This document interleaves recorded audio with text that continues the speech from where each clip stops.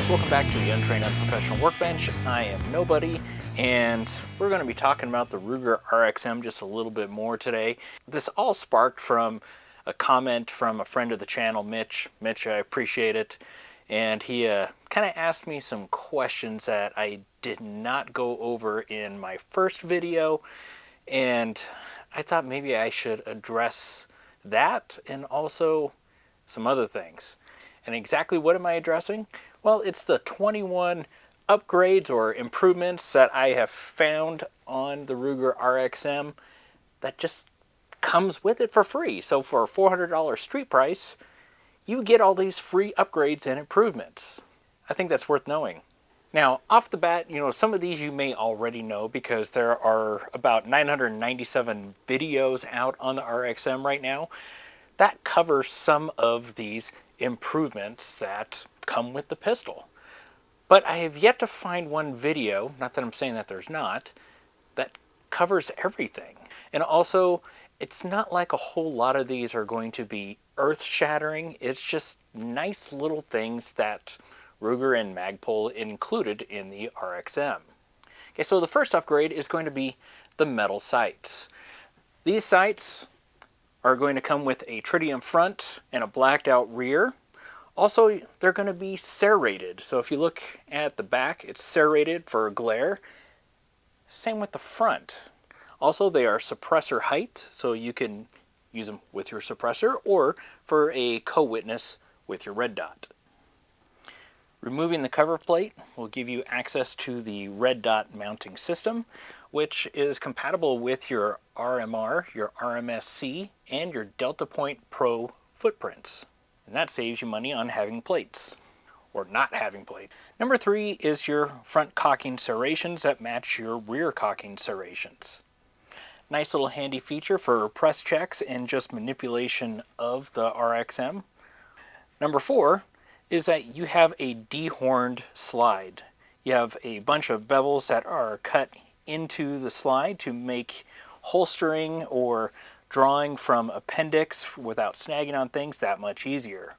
Also, you just have some nice little decorative style machinery, which all these extra little machining operations cost time and money, but it makes it look good and more functional.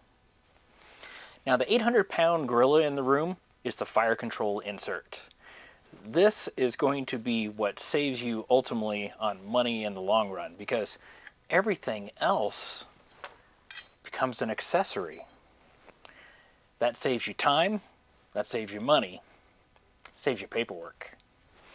We're on to the grip, and number 6 is going to be your built-in beveled magwell, which I always add little magwells. Ironically, I like running the very minimal Glock magwell on my pistols, but this is already built in, saving you a little bit of money.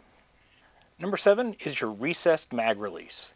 If you look at the factory Glock, pressing your mag release can be a little more difficult depending on your hand size. Of course, you can get an extended mag release button, but with the Magpul, it is cut out to make pressing it that much more easy. Number 8 is your undercut of your trigger guard, just making it more comfortable for your hand to grip the module. Usually you would have to do this type of work yourself or send it off to someone, and they're modifying a serialized part, which can be a little interesting if you're doing the work yourself. Number 9 is relief of the frame itself, and this is done on both sides. If you compare a factory Glock, what this does is, on your trigger finger, what usually happens is you get the frame rubbing against your trigger finger here, whereas on the Magpul, just because of that bevel, you don't have that as much. Number 10 is grip angle. The grip angle is very close to what the 1911 grip angle is, which makes it a very natural pointer. And this kind of segues into number 11, which is that you don't have this Glock hump, which usually means when you press out, you have to lower your sights onto the target. However, with the 1911 style angle, your presentation is a lot more sure and pointed at your target. Number 13 is the beaver tail. Now looking at it this way, you think, okay, they're both about the same size, but it's not in the size of it. It's actually where these angles of where it cuts in. Where on the Glock, it's pretty wide all the way out, but on the Magpul, it starts blending in a lot faster, and that allows for the hand to get sucked into the grip. It feels more comfortable and natural to me. Number 14 is that your takedown is actually extended. The RXM takedown, 1 in 145 thousandths, where a Glock OEM Gen 3 is 1 in 113 thousandths. This gives you a little bit better purchase on the takedown when you're separating your frame from your slide. Number 15 is your mag release is actually enhanced. You don't have any sharp corners. It feels nice and comfortable, yet still has some texture. Whereas on your original Glock mag release, you can have really sharp corners that, even though not painful, it's just not as pleasant or comfortable to do. Nice little touch. Number 16, and some people have had issues with these, but it is your slide release. Looking at a factory Glock slide release here, it is straight and smooth, and basically the grooves in it for texture don't really do anything at all. Whereas this slide release, it's actually bent out to give you a little bit better purchase, and you can actually feel the grooves, and they want to try to stick to your thumb as you're grabbing on it. So nice little added benefit. Number 17 is actually a combination of things that I could have done individually, but hey, let's just do it all in one. And that is going to be your trigger shoe. For one, it feels a lot more ergonomic. It has a nice little beveled edges for where your finger wants to wrap around, and you're not getting a hot spot on your finger.